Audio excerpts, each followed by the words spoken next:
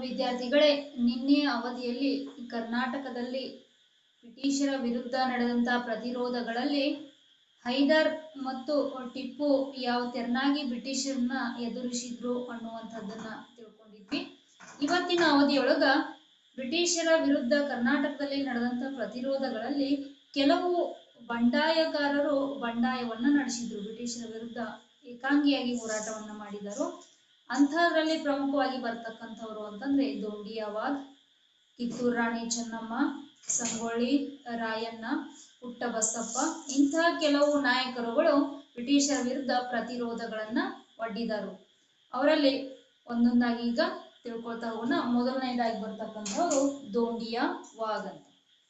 19ನೇ ಶತಮಾನದಲ್ಲಿ ಬ್ರಿಟಿಷರ ವಿರುದ್ಧ ನಡೆದಂತಹ ಒಂದು ಸಶಸ್ತ್ರ ದಂಗೆ ಅಂತಂದ್ರೆ ಅದು ದೋಂಡಿಯಾ ವಾಘನ ದಂಗೆ ಅಂತ. ಇದೊಂದು ಶಸ್ತ್ರಾಸ್ತ್ರವನ್ನ ಹಿಡಿದುಕೊಂಡು ಬ್ರಿಟಿಷರ ವಿರುದ್ಧ ನಡೆದಂತಹ ಒಂದು ದಂಗೆ, ಅದನ್ನ ಸಶಸ್ತ್ರ ಬಂಡಾಯ ಅಂತ ಕರೀತಾರೆ. ಇದೊಂದು ಸಶಸ್ತ್ರ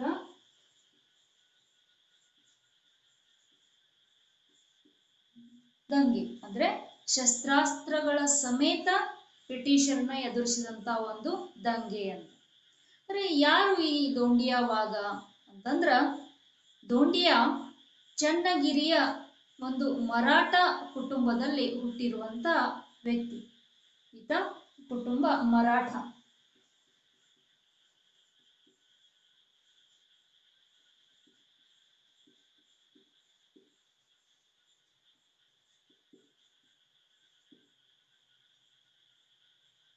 ಈತನ ಮೂಲ ಹೆಸರು ದೋಂಡಿಯಾ ಅಂತ ಮಾತ್ರ.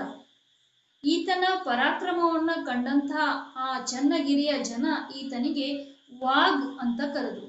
ವಾಘ್ ಅಂತಂದ್ರೆ ಹುಲಿ ಅಂತ ಅರ್ಥ.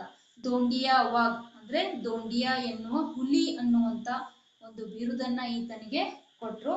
ಜನ ಈತನನ್ನ ವಾಘ್ ಅಂತ ಕರಿತಾ ಇದ್ರು.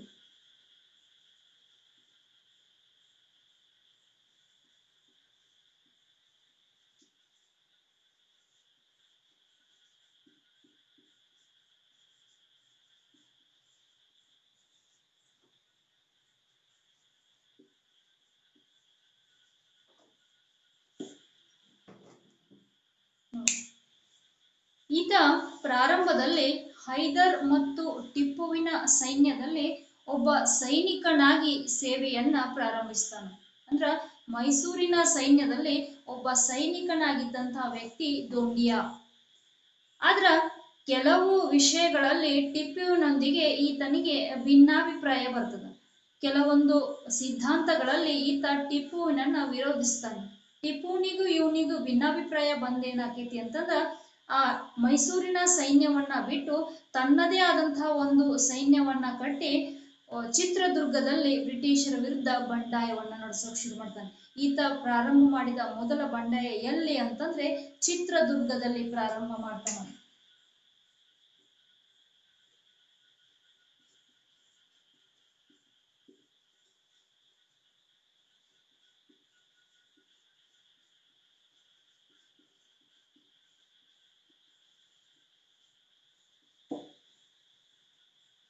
ಅಲ್ಲಿಂದ ಮುಂದೆ ಈತ ಬ್ರಿಟಿಷರನ್ನ ವಿರೋಧಿಸಿ ತನ್ನದೇ ಆದಂತ ಒಂದು ಟೀಮ್ ಮಾಡಿಕೊಂಡು ಏನ್ ಮಾಡ್ತಾನೋ ಅಂತಂದ್ರೆ ವಿರೋಧಿಸೋಕೆ ಶುರು ಮಾಡ್ತಾನೋ. ಈತನಿಗೆ ಫ್ರೆಂಚರು ಮತ್ತೆ ಅನೇಕ ಪಾಳೆಗಾರರು ಇವನಿಗೆ ಬೆಂಬಲವನ್ನ ನೀಡ್ತಾರೆ. ಅಂದ್ರೆ ಬ್ರಿಟಿಷರ ವಿರೋಧ ಇದ್ದಂತ ಫ್ರೆಂಚರು ಈತನ ಬೆಂಬಲಕ್ಕೆ ನಿಲ್ತಾರೋ, ಜೊತೆಗೆ ಕೆಲವೊಂದಷ್ಟು ಪಾಳೆಗಾರರು ಏನಿರ್ತಾರಲ್ಲ ಬ್ರಿಟಿಷರಿಗೆ ಕಂದಾಯ ಕೊಡುವ ವಿಚಾರದಲ್ಲಿ ಕೆಲವು ಭಿನ್ನಾಭಿಪ್ರಾಯಗಳನ್ನ ತಾಳ್ತಿರ್ತಾರೋ, ಅಂಥವ್ರೆಲ್ಲ ಈತನಿಗೆ ಒಂದು ಬೆನ್ನೆಲುಬಾಗಿ ನಿಂತು ಈತನ ನಾಯಕತ್ವದಲ್ಲಿ ಅವರು ಎಲ್ಲರೂ ಏನ್ ಮಾಡಕ್ ಶುರು ಮಾಡ್ತಾರೋ ಅಂತಂದ್ರೆ ಬ್ರಿಟಿಷರ ವಿರುದ್ಧ ಬಂಡಾಯವನ್ನ ನಡೆಸೋಕೆ ಶುರು ಮಾಡ್ತಾರೆ.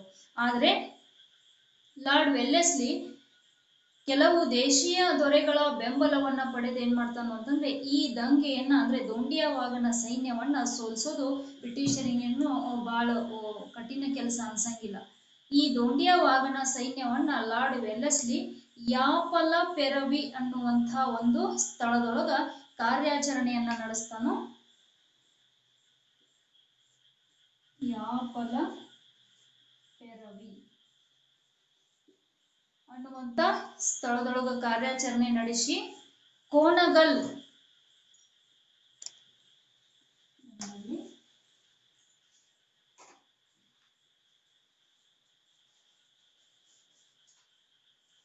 ಕೋಣಗಲ್ ಅನ್ನುವಂಥ ಸ್ಥಳದೊಳಗ ಈತನನ್ನ ಹತ್ಯೆ ಮಾಡ್ತಾರೋ. ಅಂದ್ರೆ ದೋಂಡಿಯವಾಗನನ್ನ ಹತ್ಯೆ ಮಾಡೋದ್ರ ಮೂಲಕ ಆ ದೋಂಡಿಯವಾಗನ ಸೈನಿಕರನ್ನೆಲ್ಲ ಬಂಧಿಸಿ ಬಿಡ್ತಾರೋ. ಇದನ್ನ ನೀವು ನಿಮ್ಮ 10ನೇ ತರಗತಿಯಲ್ಲಿ ಈ ದೋಂಡಿಯವಾಗನ ಕುರಿತು ಒಂದು ಹಲಗಲಿಯ ಬೇಡರು ಅಂತ ಹೇಳ್ಕೊಂಡು ಒಂದು ಪದ್ಯ ಕೂಡ ಅದ. ಕನ್ನಡ ಪಾಠದಲ್ಲಿ ಕೂಡ ನೀವು ಕೇಳ್ಬೋದು. ಈ ಯಾವ ರೀತಿ ದೋಂಡಿಯವಾಗ ತನ್ನ ಸೈನಿಕರನ್ನ ಒಂದು ಗುಡಿಸಿ ಒಂದು ಹೋರಾಟವನ್ನ ಮುಂದುವರಿಸ್ಕೊಂಡು ಬಂದಿದ್ದ ಅನ್ನುವಂತಹ ವಿಚಾರಗಳನ್ನ ನೀವು ಆ ಕನ್ನಡ ಪದ್ಯದಲ್ಲಿ ಕೂಡ ನೋಡ್ಬೋದು. ಇದಕ್ಕೆ ಹೆಚ್ಚಿನ ವಿವರಣೆಯನ್ನು ಅಲ್ಲಿ ಕೇಳ್ಬೋದು. ನೋಡಿ, 3 ಅಂಕಕ್ಕ ಈ ಪ್ರಶ್ನೆ ಮುಖ್ಯವಾದದ್ದು. 3 ಅಂಕಕ್ಕ ಕೇಳಿದಾಗ ನೀವು ದೋಂಡಿಯವಾಗನ ಒಂದು ಯಾವ ರೀತಿ ಹೋರಾಟವನ್ನ ಮಾಡಿಸ್ಕೊಂಡು ಬಂದ ಅನ್ನುವಂಥ ಅಂಶಗಳನ್ನ ಒಂದೊಂದಾಗಿ ಬರಿಬೇಕು. ಮೊದಲನೇದಾಗಿ ಇದು ಯಾವ ತೆರನಾದಂತ ದಂಗೆ, ಅಂದ್ರೆ ಮೊದಲನೇ ಪಾಯಿಂಟ್ಸ್ ಅಲ್ಲಿ ಇದೊಂದು ಸಶಸ್ತ್ರ ದಂಗೆ ಅನ್ನುವಂಥದ್ದು ಹೈಲೈಟ್ ಆಗಿರ್ಬೇಕು. ನೆಕ್ಸ್ಟ್ 2ನೇದಾಗಿ ಆತನ ಜನನದ ಬಗ್ಗೆ, ಅಂದ್ರೆ ಆತನ ಕುಟುಂಬ ಮರಾಠ ಕುಟುಂಬದಲ್ಲಿ ಜನಿಸಿದ, ಇದನ್ನ ಜನರೇ ಇವನನ್ನ ವಾಗ್ ಅಂತ ಕರೆದ್ರು ಅನ್ನುವಂಥ ವಿಚಾರ ಬರಿಬೇಕು. ನಂತರದಲ್ಲಿ ಆತ ಟಿಪ್ಪು ಹೈದರ್ನ ಜೊತೆ ಸೈನ್ಯದಲ್ಲಿ ಇದ್ದ ಅನ್ನುವಂಥ ವಿಚಾರ ಬರಬೇಕು. ಆ ನಂತರ ಅವನ ಸೈನ್ಯಕ್ಕೆ ಯಾರ್ಯಾರು ಬೆಂಬಲವನ್ನ ಕೊಟ್ಟರು ಅನ್ನುವಂಥ ಈ ಅಂಶಗಳನ್ನೆಲ್ಲ ನೀವು ಉತ್ತರ ರೂಪದಲ್ಲಿ ಬರಿಬೇಕಾಗ್ತದೆ. ಅಂದ್ರೆ ಈ ರೀತಿ ದೋಂಡಿಯವಾಗ ಏನ್ ಮಾಡ್ತಾನೋ ಅಂತಂದ್ರ ಬ್ರಿಟಿಷರನ್ನ ಎದುರಿಸಿದಂತ ಕರ್ನಾಟಕದ ಮೊದಲ ಒಬ್ಬ ಹೋರಾಟಗಾರ, ಒಬ್ಬ ಸಾಮಾನ್ಯ ಸೈನಿಕನಾಗಿದ್ದುಕೊಂಡು ಬ್ರಿಟಿಷರನ್ನ ಎದುರಿಸಿದ್ದ ಅನ್ನುವಂಥದ್ದನ್ನ ನಾವು ಕಾಣ್ತೀವಿ. ಇನ್ನು 2ನೇದಾಗಿ ಬರುವಂಥದ್ದು ಅಂತಂದ್ರೆ ಕಿತ್ತೂರು ಬಂಡಾಯ ಅಥವಾ ಕಿತ್ತೂರು ದಂಗೆ ಅಂತ ಕರಿತೀವಿ. ಬ್ರಿಟಿಷರನ್ನ ವಿರೋಧಿಸಿ ನಡೆದಂತಹ ಒಂದು ಪ್ರಮುಖ ದಂಗೆಗಳಲ್ಲಿ ಕಿತ್ತೂರು ಬಂಡಾಯ ಕೂಡ ಒಂದು. ಈಗ ನೆಕ್ಸ್ಟ್ ಅದನ್ನ ನೋಡ್ತಾ ಹೋಗೋಣ.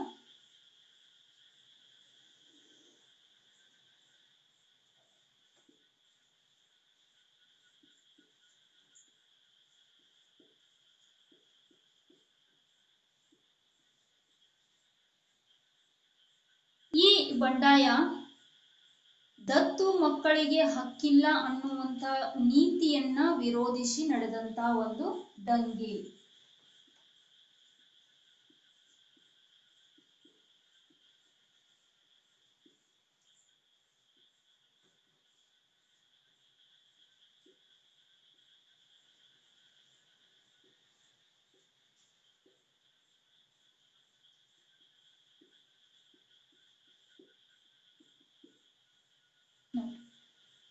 ಲಾರ್ಡ್ ಡಾಲ್ ಹೌಸಿ ದತ್ತು ಮಕ್ಕಳಿಗೆ ಹಕ್ಕಿಲ್ಲ ಅನ್ನುವಂಥ ನೀತಿಯನ್ನ ತಂದಿದ್ದ. ರದ್ದತಿ ಸೂತ್ರ ಅಂತ ಅದನ್ನ ಕರೀತಾರೆ. ಆ ದತ್ತು ಮಕ್ಕಳಿಗೆ ಅಂದ್ರೆ ಭಾರತೀಯ ಯಾವ ರಾಜನಿಗೆ ಸಂತಾನ ಇಲ್ಲದೆ ಇದ್ರ ಆತ ತನ್ನ ಸಂಬಂಧಿಗಳಲ್ಲಿ ದತ್ತು ತೆಗೆದುಕೊಂಡು ತನ್ನ ರಾಜ್ಯವನ್ನ ಅವನಿಗೆ ಹಸ್ತಾಂತರ ಮಾಡ್ತಿದ್ದ. ಆದ್ರೆ ಡಾಲ್ ಹೌಸಿ ಏನ್ ಭಾರತದಲ್ಲಿ ಈ ಕಾಯ್ದೆಯನ್ನ ಜಾರಿಗೆ ತಂದು ಏನ್ ಮಾಡ್ದ, ಯಾವ ಭಾರತೀಯ ರಾಜನಿಗೆ ಸಂತಾನ ಇರುವುದಿಲ್ಲೋ ಆತನ ಸಾವಿನ ನಂತರ ಆತನ ಸಾಮ್ರಾಜ್ಯ ಬ್ರಿಟಿಷರ ಅಧೀನಕ್ಕೆ ಹೋಗ್ತೈತಿ ಅನ್ನುವಂಥ ನೀತಿಯನ್ನ ಜಾರಿಗೆ ತಂದ. ಅದೇ ಪ್ರಕಾರ ಕಿತ್ತೂರು ಸಂಸ್ಥಾನದೊಳಗ ಮಲ್ಲ ಸರ್ಜಾ ಅನ್ನುವಂಥ ದೊರೆ ಬರ್ತಾನೆ. ಕಿತ್ತೂರಿನ ರಾಜ ಯಾರು ಅಂತಂದ್ರೆ ಮಲ್ಲ ಸರ್ಜಾ. ಈ ಮಲ್ಲ ಸರ್ಜಾ ದೊರೆಯ ನಂತರ ಅವನ ಮಗ ಶಿವಲಿಂಗ ರುದ್ರ ಸರ್ಜಾ ಅಧಿಕಾರವನ್ನ ವಹಿಸ್ಕೊಳ್ತಾನೆ. ಮಲ್ಲ ಸರ್ಜನ ಮಗ ಶಿವಲಿಂಗ ರುದ್ರ ಸರ್ಜಾ.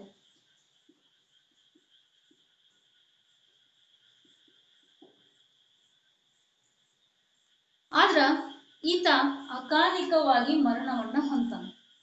ಯಾರು? ಶಿವಲಿಂಗ ರುದ್ರ ಸರ್ಜಾ. ಆವಾಗ ಮಲ್ಲ ಸರ್ಜನ ರಾಣಿ ಚೆನ್ನಮ್ಮ ಏನ್ ಮಾಡ್ತಾಳು ಅಂತಂದ್ರೆ ಶಿವಲಿಂಗಪ್ಪ ಅನ್ನುವಂಥ ಒಬ್ಬ ಬಾಲಕನನ್ನ ದತ್ತು ಪಡಿತಾಳು. ಚೆನ್ನಮ್ಮ ಏನ್ ಮಾಡ್ತಾಳು, ಶಿವಲಿಂಗಪ್ಪ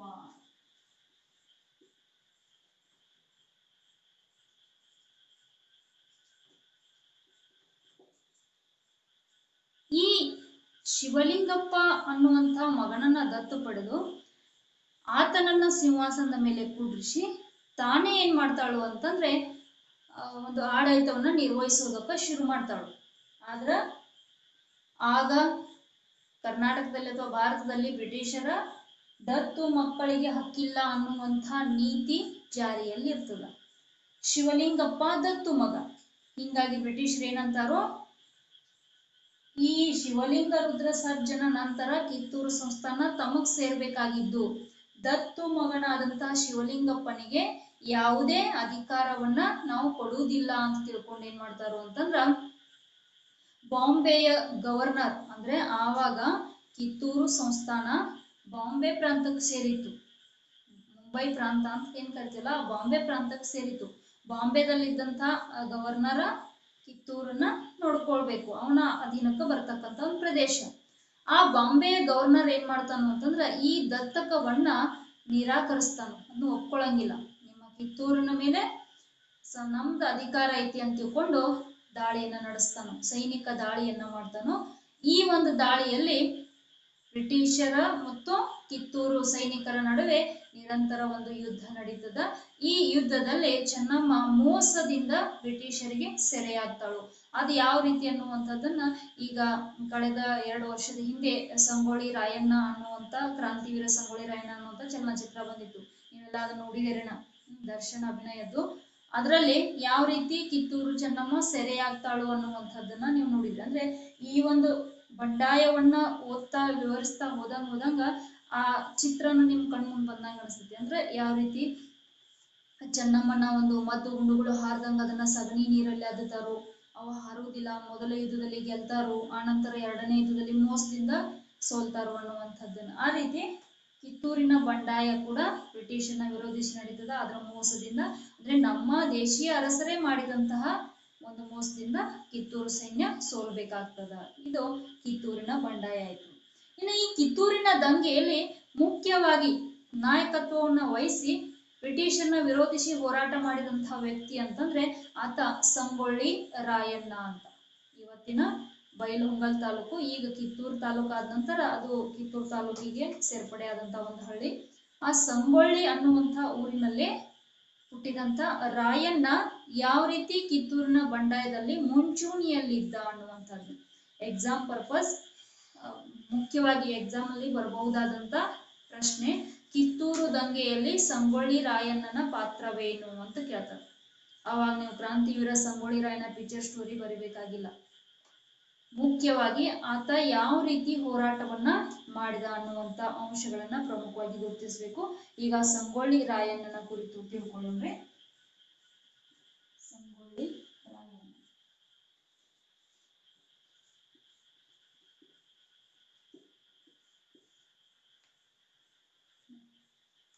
ಕಿತ್ತೂರಿನ ಸ್ವಾತಂತ್ರ್ಯಕ್ಕಾಗಿ ಹೋರಾಡಿದಂತಹ ವೀರ ಯೋಧ ರಾಯಣ್ಣ. ಸೈನಿಕರನ್ನ ಸಂಘಟಿಸುತ್ತಾ ಈತ ಸ್ವಾತಂತ್ರ್ಯದ ಬಗ್ಗೆ ಅಭಿಮಾನವನ್ನ ಬೆಳೆಸ್ಕೊತಾನೆ. ಅಂದ್ರೆ ಕಿತ್ತೂರಿನ ಸಂಸ್ಥಾನದಲ್ಲಿ ಒಂದು ದತ್ತು ಮಗನ ರೀತಿಯಲ್ಲಿ ಈತ ಕೂಡ ಏನ್ ಮಾಡಿರ್ತಾನು ಅಂತಂದ್ರೆ ಒಬ್ಬ ಸೈನಿಕನಾಗಿದ್ದುಕೊಂಡು ಕಿತ್ತೂರು ಸೈನ್ಯದ ಬೆಂಗಾವಲು ಅಂತಂದ್ರೆ ಆ ಇಡೀ ಕಿತ್ತೂರಿನ ಸೈನ್ಯಕ್ಕ ಒಂದು ಶಕ್ತಿ ಅಂತಂದ್ರೆ ಅದು ಸಂಗೊಳ್ಳಿ ರಾಯಣ್ಣ. ಈತ ಏನ್ ಮಾಡ್ತಾನು ಅಂತಂದ್ರೆ ಗುಪ್ತ ಸಭೆಗಳ ಮೂಲಕ ಯೋಜನೆಗಳನ್ನ ನಿರ್ಮಿಸ್ತಿರ್ತಾನೆ. ಈತ ಮುಖ್ಯವಾಗಿ ತನ್ನ ಸ್ನೇಹಿತರ ಬಳಗವನ್ನ ಕರ್ಕೊಂಡು ಏನ್ ಮಾಡ್ತಿರ್ತಾನು ಅಂತಂದ್ರ ಗುಪ್ತವಾಗಿ ಕಾರ್ಯಾಚರಣೆ ಮಾಡೋದು, ಯೋಜನೆ ರೂಪಿಸೋದು. ಯಾವ ರೀತಿ ಬ್ರಿಟಿಷರ ಮೇಲೆ ದಾಳಿ ಮಾಡಬೇಕು, ಅವರ ಸೈನಿಕ ಸಾಮರ್ಥ್ಯ ಎಷ್ಟೈತಿ, ಅವ್ರನ್ನ ಎಲ್ಲಿ ಯಾವ ರೀತಿ ಎದುರಿಸ್ಬೇಕು ಅನ್ನುವಂಥದ್ದನ್ನು ಯೋಜನೆ ಪ್ಲಾನ್ ಮಾಡ್ಕೋತಿರ್ತಾನೆ. ಅದು ಗುಪ್ತವಾಗಿ ಮಾಡ್ಕೊಂಡು ಏನ್ ಮಾಡ್ತಿರ್ತಾನು ಅಂದ್ರ ಬ್ರಿಟಿಷರ ಮೇಲೆ ದಾಳಿಯನ್ನು ಮಾಡ್ತಿರ್ತಾನೆ. ಈತನ ಉದ್ದೇಶ ಏನಾಗಿರ್ತದ ಅಂತಂದ್ರ ಬ್ರಿಟಿಷರ ತಾಲೂಕಾ ಕಚೇರಿ ಖಜಾನಿ ಲೂಟಿ ಮಾಡುವುದು. ಆ ಖಜಾನಿ ಲೂಟಿ ಮಾಡಿನೆಲ್ಲ ತನ್ನ ಸ್ವಂತಕ್ಕೆ ಬಳಸ್ಕೋತಿರ್ಕಿಲ್ಲ, ಅದನ್ನ ಮತ್ತೇನ್ ಮಾಡ್ತಿದ್ದ, ಬಡ ಜನರಿಗೆ ಹಂಚ್ತಾ ಇದ್ದ. ಅಂದ್ರೆ ನಮ್ಮ ರಾಜ್ಯಕ್ಕೆ ಸಂಬಂಧಪಟ್ಟಂತ ನಮ್ಮ ಜನರ ದುಡ್ಡು ನಮ್ಮ ಜನರಿಗೆ ಸೇರ್ಲಿ, ಅದನ್ನ ಯಾಕೆ ಬ್ರಿಟಿಷ್ ಅಧಿಕಾರಿಗಳು ಬಳಸ್ತಾರೋ ಅನ್ನುವಂತಹ ಉದ್ದೇಶ. ಆ ಕಾರಣಕ್ಕಾಗಿ ಈತ ಏನ್ ಮಾಡ್ತಿರ್ತಾನು ಅಂತಂದ್ರೆ ತಾಲೂಕಾ ಕಚೇರಿ, ಅಂದ್ರೆ ಆವಾಗ ಕಿತ್ತೂರು ಸಂಸ್ಥಾನದಲ್ಲಿ ಒಂದು ತಾಲೂಕಾ ಕಚೇರಿ ಮತ್ತು ಖಜಾನೆ ಇರುವಂತ ಸ್ಥಳ ಅಂತಂದ್ರೆ ಸಂಪಗಾಂವ ಅಂತ ಒಂದು ಊರು ಬರ್ತದೆ, ಬೈಲಹೊಂಗಲ ಸಮೀಪ ಬರ್ತಕ್ಕಂತ ಒಂದು ಹಳ್ಳಿ. ಅಲ್ಲಿ ನಾಡ ಕಚೇರಿ ಅಂತ ಇರ್ತದೆ, ಅಂದ್ರೆ ಬ್ರಿಟಿಷರ ಒಂದು ಕಂದಾಯ ವಸೂಲಿ ಮಾಡುವಂತ ಅಧಿಕಾರಿಗಳಿರೋ ಊರದು. ಅಲ್ಲೇ ಆ ಕಚೇರಿಯನ್ನ ಆ ಕಚೇರಿ ಮೇಲೆ ದಾಳಿ ಮಾಡಿ ಅಲ್ಲಿಯ ಖಜಾನೆಯನ್ನೆಲ್ಲ ಲೂಟಿ ಮಾಡಿ ಅದನ್ನ ಅಲ್ಲಿ ಜನರಿಗೆಲ್ಲ ಹಂಚುವಂತ ಕೆಲಸವನ್ನ ಸಂಗೊಳ್ಳಿ ರಾಯಣ್ಣ ಮಾಡಿದ್ದ ಅನ್ನುವಂಥದ್ದು. ಜೊತೆಗೆ ನಂದಗಡ, ಇಂದಿನ ಖಾನಾಪುರ ತಾಲೂಕಿನಲ್ಲಿ ಬರ್ತಕ್ಕಂಥ ನಂದಗಡ, ಆಮೇಲೆ ಸಂಪಗಾಂವ, ಖಾನಾಪುರ, ಈ ಸ್ಥಳಗಳಲ್ಲೆಲ್ಲ ಈತ ಕಾರ್ಯಾಚರಣೆಯನ್ನ ನಡೆಸಿದ್ದ. ಆದ್ರೆ ಚೆನ್ನಮ್ಮನ ವಿರೋಧಿಗಳಾದಂತಹ ದೇಸಾಯಿ ಅವರು ಏನ್ ಮಾಡ್ತಾರು ಅಂತಂದ್ರೆ ಈ ಬ್ರಿಟಿಷರ ಪರವಾಗಿ ಅಂದ್ರೆ ಅವ್ರ ಕಡೆ ಸೇರ್ಕೊಂಡ್ ಬಿಡ್ತಾರು. ಅವರು ಆ ದೇಸಾಯಿಗಳು ಕಿತ್ತೂರಿಗೆ ಮೋಸ ಮಾಡಿ ಬ್ರಿಟಿಷರಿಗೆ ಸಹಾಯ ಮಾಡಿ ಏನ್ ಮಾಡ್ತಾರು ಅಂತಂದ್ರೆ ಕೃಷ್ಣರಾಯ ಅನ್ನುವಂಥ ವ್ಯಕ್ತಿ, ಆ ದೇಸಾಯಿ ಅಂತಂದ್ರೆ ಕೃಷ್ಣರಾಯ, ಆತನನ್ನ ತಮ್ಮ ಕಡೆ ಬ್ರಿಟಿಷರು ಸೆಳ್ಕೊಂಡು ಏನ್ ಮಾಡ್ತಾರು ಅಂತಂದ್ರೆ ಮೋಸದಿಂದ ರಾಯಣ್ಣನನ್ನು ಕೂಡ ಬಂಧಿಸಿ ಕ್ರಿಸ್ತಶಕ 1831ರಲ್ಲಿ ಈ ಸಂಗೊಳ್ಳಿ ರಾಯಣ್ಣನನ್ನು ಕೂಡ ಏನ್ ಮಾಡ್ತಾರು ಅಂದ್ರೆ ಗಲ್ಲಿಗೇರಿಸೋದ್ರ ಮೂಲಕ ಆ ಕಿತ್ತೂರಿನ ಬಂಡಾಯವನ್ನ ಹತ್ತಿಕ್ತಾರು. ಆದ್ರೂ ಸ್ವಲ್ಪ ದಿನ ಅಷ್ಟು ಮಾತ್ರ ಇದ್ದಷ್ಟು ದಿನ ಬ್ರಿಟಿಷರನ್ನ ಸಿಂಹ ಸ್ವಪ್ನನಾಗಿ ಕಾಡಿದಂತಹ ವ್ಯಕ್ತಿ ಅಂತಂದ್ರೆ ಸಂಗೊಳ್ಳಿ ರಾಯಣ್ಣ ಅಂತ. ಈ ಎಲ್ಲಾ ಅಂಶಗಳು ನಿಮ್ಮ ಉತ್ತರದಲ್ಲಿ ಇರಬೇಕು. ಅಂದ್ರೆ ಆತ ಯಾವ ರೀತಿ ಹೋರಾಟವನ್ನು ಮಾಡ್ತಿದ್ದ, ಸೈನಿಕರನ್ನ ಹೇಗೆ ಸಂಘಟಿಸ್ತಿದ್ದ, ಆತನ ಕಾರ್ಯಾಚರಣೆಯ ಉದ್ದೇಶ ಏನಾಗಿತ್ತು, ಆತ ಯಾವ್ಯಾವ ಸ್ಥಳಗಳಲ್ಲಿ ಹೋರಾಟವನ್ನ ಮಾಡಿದ್ದ ಅನ್ನುವಂಥದ್ದನ್ನ ನಿಮ್ಮ ಉತ್ತರದಲ್ಲಿ ಹೈಲೈಟ್ ಮಾಡಿ ಬರಿಬೇಕು. ಈ ಪ್ರಮುಖ ಅಂಶಗಳ ಕೆಳಗೆಲ್ಲ ಏನ್ ಮಾಡ್ಬೇಕು ಅಂತಂದ್ರ ಯಾವ್ಯಾವ ಪ್ರಮುಖ ಅಂಶಗಳಿರ್ತಾವಲ್ಲ ಅದ್ರ ಮೇಲೆ ಸ್ವಲ್ಪ ಸಣ್ಣದಾಗಿ ಅಂಡರ್ಲೈನ್ ಮಾಡಿದ್ರಿ ಅಂತಂದ್ರ ನಿಮ್ಮ ಉತ್ತರ ಅತಿ ನೀಟಾಗಿ ಬರ್ತೈತಿ. ಇನ್ನ ಇದೇ ರೀತಿ ಕರ್ನಾಟಕದಲ್ಲಿ ಹೋರಾಟವನ್ನ ಮಾಡಿದಂತ ಇನ್ನೊಬ್ಬ ವ್ಯಕ್ತಿ ಅಂತಂದ್ರೆ ಪುಟ್ಟ ಬಸಪ್ಪ ಅಂತ.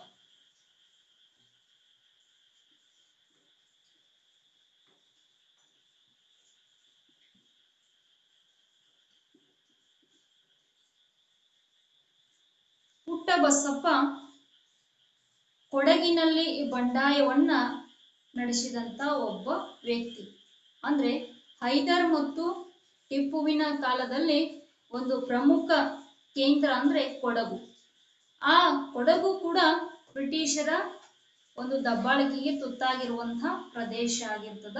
ಅಲ್ಲಿ ಪ್ರಾರಂಭದಲ್ಲಿ ಕಲ್ಯಾಣ ಸ್ವಾಮಿ ಅನ್ನುವಂಥ ವ್ಯಕ್ತಿ ಒಂದು ಬಂಡಾಯವನ್ನ ನಡೆಸ್ತಿರ್ತಾನೆ. ಕಲ್ಯಾಣ ಸ್ವಾಮಿ. ಈ ಕಲ್ಯಾಣ ಸ್ವಾಮಿಯ ನಿಧನದ ನಂತರ ಏನಾಕೈತಿ ಅಂತಂದ್ರೆ ಪುಟ್ಟ ಬಸಪ್ಪ ಈ ಒಂದು ದಂಗೆಯನ್ನ ಮುಂದುವರಿಸ್ತಾನೆ.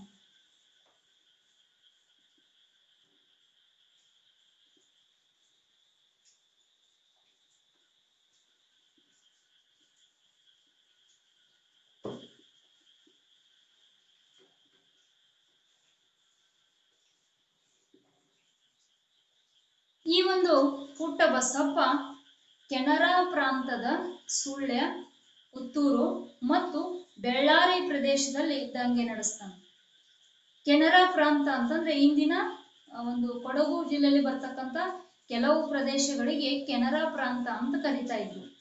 ಅಲ್ಲಿ ಎಲ್ಲ ಸುಳ್ಯ, ಈಗಿನ ಪುತ್ತೂರು, ಅಲ್ಲೆಲ್ಲ ಏನಾಕೈತಿ ಅಂತಂದ್ರ ಈ ಪುಟ್ಟ ಬಸಪ್ಪ ಆ ದಂಗೆಯನ್ನ ನಡೆಸ್ತಾನೆ. ಈ ಒಂದು ಘಟ್ಟ ಪ್ರದೇಶದಲ್ಲಿ ಇರ್ತಕ್ಕಂಥ ಅಂದ್ರೆ ಪಶ್ಚಿಮ ಘಟ್ಟ ಪ್ರದೇಶದಲ್ಲಿ ಬರ್ತಕ್ಕಂಥ ಬಂಡುಕೋರರು ಅಂದ್ರೆ ಗುಡ್ಡಗಾಡು ಜನರೇನಿರ್ತಾರಲ್ಲ ಅಂಥವ್ರನ್ನೆಲ್ಲ ಸಂಘಟಿಸಿ ಅವ್ರನ್ನ ಮೊದಲು ಸಂತೈಸ್ತಾನ. ಅಂದ್ರೆ ಏನು ನಿಮ್ಮ ಹಕ್ಕುಗಳಿಗಾಗಿ ನೀವು ಹೋರಾಟ ಮಾಡತ್ತಿರಲ್ಲ ಅದನ್ನ ನಾವು ಬ್ರಿಟಿಷರ ವಿರುದ್ಧದ ದಂಗೆಯನ್ನಾಗಿ ಬದಲಾಯಿಸೋಣ ಅಂತಿಕೊಂಡು ಅವರ ಮನವೊಲಿಸಿ ಏನ್ ಮಾಡ್ತಾನು ಅಂತಂದ್ರೆ ಜನರನ್ನ ಸಂತೈಸಿ ಅವರನ್ನೆಲ್ಲ ತನ್ನ ಕಡೆ ಸೆಳೆದುಕೊಡ್ತಾನೆ. ಆ ಬಂಡುಕೋರರ ಸಹಾಯದಿಂದ ಒಂದು ಸರ್ಕಾರವನ್ನ ರಚಿಸಿ ಸರ್ಕಾರಿ ಕಚೇರಿಗಳನ್ನ ವಶಪಡಿಸಿಕೊಳ್ಳೋಕೆ ಶುರು ಮಾಡ್ತಾನೆ. ಅಂದ್ರೆ ತನ್ನ ಟೀಮ್ ತಗೊಂಡು ಬ್ರಿಟಿಷರ ಸರ್ಕಾರಿ ಕಚೇರಿಗಳು ಎಲ್ಲೆಲ್ಲಿ ಇರ್ತಾವಲ್ಲ ಅಲ್ಲೆಲ್ಲೆಲ್ಲ ದಾಳಿಯನ್ನ ಮಾಡಿ ಅವುಗಳನ್ನ ವಶಪಡಿಸಿಕೊಳ್ಳೋಕೆ ಶುರು ಮಾಡ್ತಾನೆ. ಜೊತೆಗೆ ಜನರಿಗೆ ಕಿರುಕುಳವನ್ನ ನೀಡ್ತಕ್ಕಂಥ ಅಮಲ್ದಾರ್ ಒಬ್ಬನನ್ನ ಹತ್ಯೆ ಮಾಡ್ತಾನೆ. ಅಂದ್ರೆ ಬ್ರಿಟಿಷರಿಗೆ ಕಂದಾಯವನ್ನ ಒಯ್ದು ಮುಟ್ಟಿಸ್ತಕ್ಕಂಥ ಒಬ್ಬ ಮೀಡಿಯೇಟರ್ ರೀತಿ ಕೆಲಸ ಮಾಡ್ತಿರ್ತಾನೋ ಅಮಲ್ದಾರ್ ಅಂತ, ಆತನನ್ನು ಕೂಡ ಹತ್ಯೆಯನ್ನ ಮಾಡಿ ಜೊತೆಗೆ ಬಂಟ್ವಾಳದ ಜೈಲು ಮತ್ತು ಖಜಾನೆಯನ್ನು ಕೂಡ ಲೂಟಿ ಮಾಡ್ತಾನೆ. ನೋಡ್ರಿ, ಎಲ್ಲಾ ಬಂಡಾಯಕಾರರು ಖಜಾನೆಯನ್ನ ಲೂಟಿ ಮಾಡಿದ್ದು ತಮ್ಮ ಸ್ವಂತಕ್ಕಾಗಿ ಬಳಸೋದಕ್ಕಲ್ಲ, ಆ ದುಡ್ಡನ್ನ ಲೂಟಿ ಮಾಡಿ ಅದನ್ನ ಅಲ್ಲಿರ್ತಕ್ಕಂಥ ಜನರಿಗೆ, ನಮ್ಮ ಜನರಿಗೆನ ಹಂಚ್ತಿರ್ತಾರೆ. ಅಂತ ಒಂದು ಸಾಮಾಜಿಕ ಒಂದು ಚಿಂತನೆ ಉಳ್ಳಂತಹ ಬಂಡುಕೋರರು ಇವರಾಗಿರ್ತಾರೋ. ಅಂದ್ರೆ ಬ್ರಿಟಿಷರ ಜೈಲು, ಅವರ ನಾಡ ಕಚೇರಿ, ಅವರ ಸರ್ಕಾರಿ ಕಚೇರಿಗಳನ್ನ ಧ್ವಂಸ ಮಾಡಿ ಅಲ್ಲಿರ್ತಕ್ಕಂಥ ಎಲ್ಲ ದಾಖಲೆಗಳನ್ನ ಸುಟ್ಟು ತಮ್ಮ ಆಕ್ರೋಶವನ್ನ ವ್ಯಕ್ತಪಡಿಸ್ತಿರ್ತಾರೋ. ಜೊತೆಗೆ ಸ್ಥಳೀಯ ಜನರ ಒಂದು ಅರ್ಧ ಜನ ಈತನಿಗೆ ಬೆಂಬಲ ಕೊಟ್ರೆ ಇನ್ನು ಅರ್ಧ ಜನ ಏನ್ ಮಾಡ್ತಾರೋ ಅಂತಂದ್ರೆ ಈತನನ್ನ ವಿರೋಧಿಸೋಕ್ ಶುರು ಮಾಡ್ತಿರ್ತಾರೆ.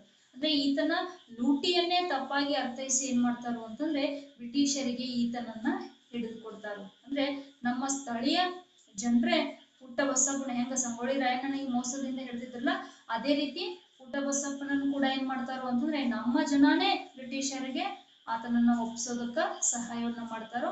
ಆತನನ್ನು ಪುಟ್ಟಬಸಪ್ಪನನ್ನು ಕೂಡ ಏನ್ ಮಾಡ್ತಾರೋ ಅಂತಂದ್ರೆ ಬ್ರಿಟಿಷರು ಬಂಧಿಸಿ ಗಲ್ಲಿಗೇರಿಸ್ತಾರೋ. ಇನ್ನ ಇದೇ ರೀತಿ ಹೋರಾಟವನ್ನು ಮಾಡಿದಂತಹ ವ್ಯಕ್ತಿಗಳಲ್ಲಿ ಸುರಪುರ ಮತ್ತು ಕೊಪ್ಪಳ ಬಂಡಾಯ ಕೂಡ ಒಂದು ಪ್ರಮುಖವಾದದ್ದು. ಸುರಪುರ ಮತ್ತು ಕೊಪ್ಪಳ ಬಂಡಾಯ. ಈ ಸುರಪುರ ಮತ್ತು ಕೊಪ್ಪಳ, ಸುರಪುರ ಅಂದ ತಕ್ಷಣ ನಿಮ್ಮ ನೆನಪಿಗೆ ಬರುವ ಹೆಸರು ಸುರಪುರದ ವೆಂಕಟಪ್ಪ ನಾಯಕ. ಸುರಪುರ ಅಂದ ತಕ್ಷಣ ಆ ಹೆಸರು ನೆನಪಿಗೆ ಬರ್ತೈತಿ ನಿಮಗೆ. ಯಾಕಂದ್ರ ಸುರಪುರ ದಂಗೆಯ ನಾಯಕತ್ವವನ್ನು ವಹಿಸಿದಂತ ವ್ಯಕ್ತಿ ಅಂತಂದ್ರೆ ವೆಂಕಟಪ್ಪ ನಾಯಕ. ಈ ಒಂದು ಸುರಪುರದಲ್ಲಿ ಏನಾಗಿರ್ತದ, ಆಂತರಿಕ ಕಚ್ಚಾಟ ಬಾಳ ಇರ್ತವ.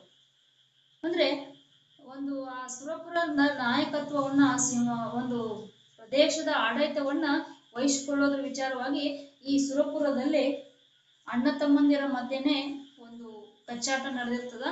ಈ ಕಚ್ಚಾಟದ ಲಾಭವನ್ನ ಬ್ರಿಟಿಷರು ಪಡೆದುಕೊಳ್ತಾರ. ಅದು ಬ್ರಿಟಿಷರಿಗೆ ಆ ಪ್ರಾಂತವನ್ನ ವಶಪಡಿಸಿಕೊಳ್ಳಲಿಕ್ಕೆ ಸಹಾಯವನ್ನ ಮಾಡ್ತದ.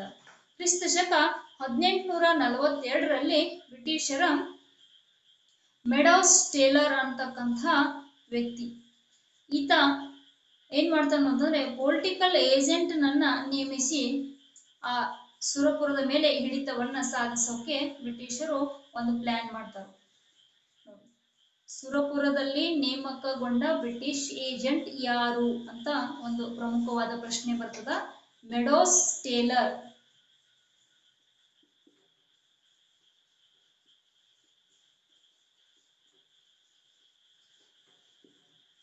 ಮೆಡೋಸ್ ಟೇಲರ್ ಅಂತಕ್ಕಂಥ ಒಬ್ಬ ಏಜೆಂಟ್ ನನ್ನ ಸುರಪುರದಲ್ಲಿ ಬ್ರಿಟಿಷರು ನೇಮಿಸ್ತಾರೆ. ಅದಕ್ಕ ಅಲ್ಲಿಯ ಒಳ ಗುಟ್ಟನ್ನೆಲ್ಲ ತೆಗೆದುಕೊಂಡು ಹಂತ ಹಂತವಾಗಿ ಆ ಸುರಪುರದ ಮೇಲೆ ಹಿಡಿತವನ್ನ ಸಾಧಿಸೋದಕ್ಕೋಸ್ಕರ ಈ ಟೇಲರ ಮೊದಲು ಸುಧಾರಣಾವಾದಿಯಾಗಿ ಸುರಪುರವನ್ನ ಅಭಿವೃದ್ಧಿ ಪಡಿಸ್ತಾನೆ. ಆತ ಬ್ರಿಟಿಷರ ಏಜೆಂಟ್ ಆಗಿ ನೇಮಕಗೊಂಡ್ರೂ ಕೂಡ ಸುರಪುರದ ಅಭಿವೃದ್ಧಿಗೆ ಬಹಳ ಶ್ರಮಿಸ್ತಾನೆ. ಆದ್ರ ನಾನಾ ಸಾಹೇಬನ ಪ್ರತಿನಿಧಿಗಳು ಸುರಪುರದಲ್ಲಿದ್ದಾರೆ ಅನ್ನುವಂತ ಒಂದು ಸಂಶಯ ಏನಾಕೈತಿ ಅಂತಂದ್ರೆ ಆ ಟೇಲರ್ನನ್ನ ವಾಪಸ್ ಕರ್ಸ್ಕೊಳ್ಳಾಕ ಒಂದು ಕಾರಣ ಆಕೈತಿ ಬ್ರಿಟಿಷರಿಗೆ. ಯಾಕಂದ್ರ ಆವಾಗ ನಾನಾ ಸಾಹೇಬ ಮತ್ತು ಏನು ಝಾನ್ಸಿಯಲ್ಲಿ ಏನಾಗಿರ್ತದ ಅಂತಂದ್ರೆ ಅಲ್ಲೂ ಕೂಡ ಈ ದತ್ತು ಮಕ್ಕಳಿಗೆ ಹಕ್ಕಿಲ್ಲ ಅನ್ನುವಂತ ನೀತಿಯ ವಿರುದ್ಧ ಒಂದು ಹೋರಾಟ ಶುರುವಾಗಿರ್ತದ.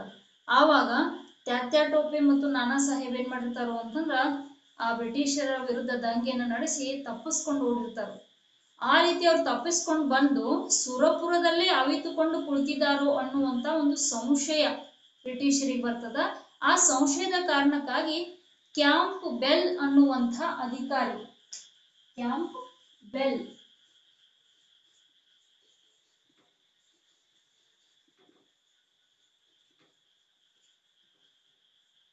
ಈ ಕ್ಯಾಂಪ್ ಬೆಲ್ ಅನ್ನುವಂಥ ಅಧಿಕಾರಿಯನ್ನ ಸುರಪುರದ ಒಂದು ಪ್ರಾಂತದ ಮೇಲೆ ನಿಗಾ ವಹಿಸ್ಲಿಕ್ಕೆ ಏನ್ ಮಾಡ್ತಾರೋ ಅಂತಂದ್ರೆ ಮತ್ತೆ ಬ್ರಿಟಿಷರು ಆತನನ್ನ ಅಲ್ಲಿ ನೇಮಕಗೊಳಿಸ್ತಾರೋ.